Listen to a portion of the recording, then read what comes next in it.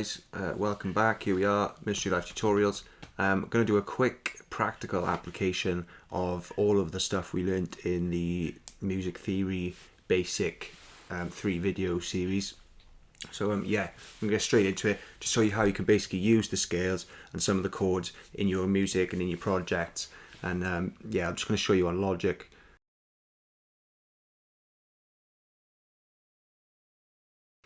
Basically, what I'm going to do is just play in some stuff and just tell you, exactly the scales and exactly the chords I'm using. So I've got this beat here.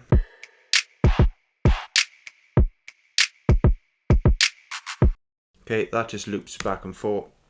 And now we're just going to play in something. I've got this piano track here. So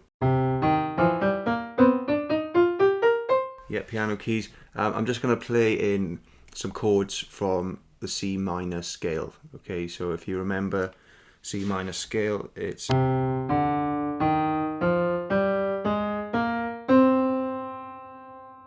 yeah. So if you're unsure of any of this, go back to the theory videos and check it out.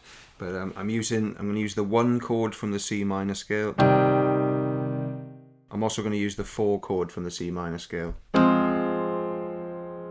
Okay, so let's just hear that over the beat. I'm going to hit record.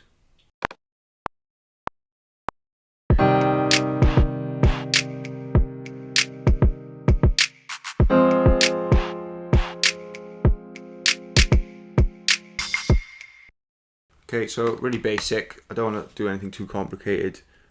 Just put it in really basic. I'm just going to quickly quantize it.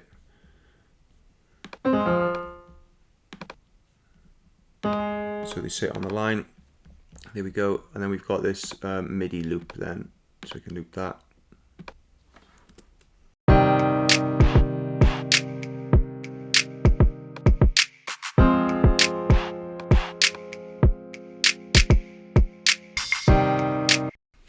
Okay guys, so that's the 1 chord and the 4 chord from the C minor scale. Okay, so you do need to understand the videos made previously to know what I'm on about there. If you do, then good stuff, you're following along. So yeah, 1 chord, 4 chord. Yeah, so we just put in a simple chord progression to start off on the piano. Right, so I've got a bass here now. We're going to stick in some bass. So what notes do we put in from the bass? We choose notes from the C minor scale because we've built our chord progression from the C minor scale. Yeah, so back to the C minor scale, we get this. Yeah, so I've picked some random notes. I'm just going to hit record and chuck those in.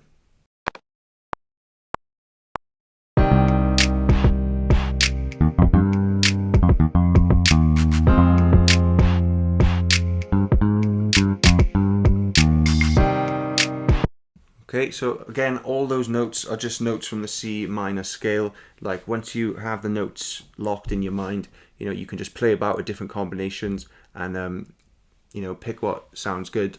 Obviously, after a lot of experience, you can just sort of come out with riffs. At first, it's going to be difficult. You're just picking at random, but just pick the ones that sound the best. Go follow your instinct at this point, because we're not going to go into any deeper theory on what notes work and why. So I would say just use your instinct when you're starting out. So I'm just going to put that there. Let's listen to this.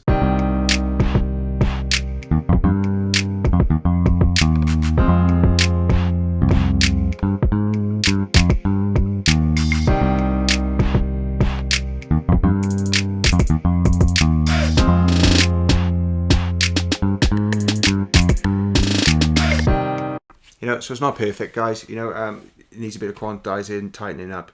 But you can see how the bass line works with the chord progression. Yeah. So we've got the chord progression 1 and 4, and I'm using notes from the C minor scale, which is the same scale we got the chords from. And yeah. So then, you've got a bass line, you've got a chord progression. So it's 2 things coming together nicely. And then really, then I've got this other piano channel just to demonstrate, how you can add then sort of licks and lines in higher octaves on the piano just using the same C minor scale. So let's just hit play.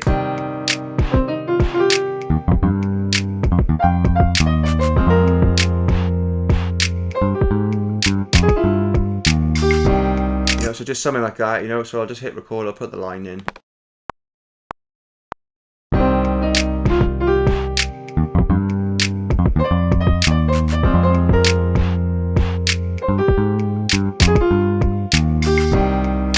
Yeah, so just something like that.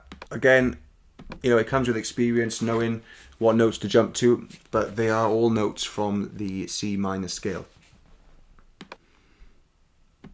So we've got a bass line from the C minor scale, we've got lead lines from the C minor scale, and we have two chords that derive from the C minor scale. And yeah, again, watch the previous videos if you're unsure about how the chords derive from the scale. And yeah, that's it, you know. So you've got like a kind of functioning bit of music there. It's got a chord progression, it's got a lead line, it's got a bass line, and it's got drums, you know. So and it all comes from the C minor scale. So that is what's important to remember. Yeah, and you know, don't be afraid to split up the parts. So you know, piano's doing the chords, got another piano doing the lead, bass doing, you know, don't try and stick it all on one channel on all one instrument, because it'll just sound crazy. You know, you have to space these things out in terms of the tone of different instruments and so on. So again, we could do a quick example with the synth. So I've got a synth sound that sounds like this. Yeah, all notes from the C minor scale. I'm just going to put a couple of these notes in, and then I'm going to show you how we can change the sound of these notes using a MIDI learn function. So let's put the notes in quick.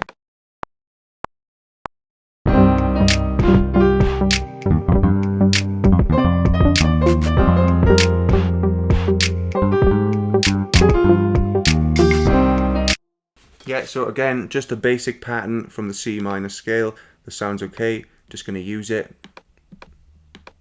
just for the demonstration. I'm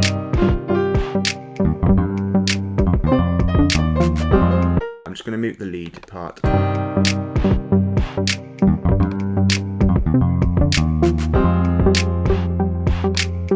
Kind of sounds like another bass line. Let's just quantize it quick.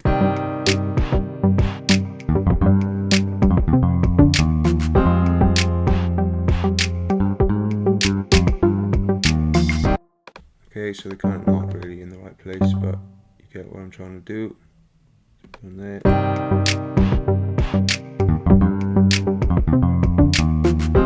Okay, I'm just going to make this bass line as well because it's clashing a bit.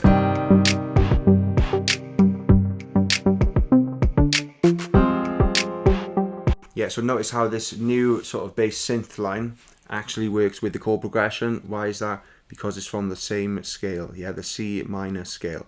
So like I said in the previous video, you may find it easier to do this in major. I've chosen minor just because it's a key I'm used to playing in.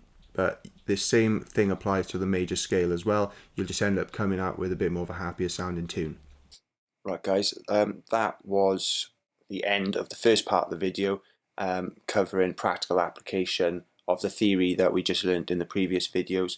So the next video is going to be about the MIDI learn function. So assigning a logic parameter to a dial on a MIDI keyboard. So make sure you check that out too. And yeah, have a good one. See you on the next one.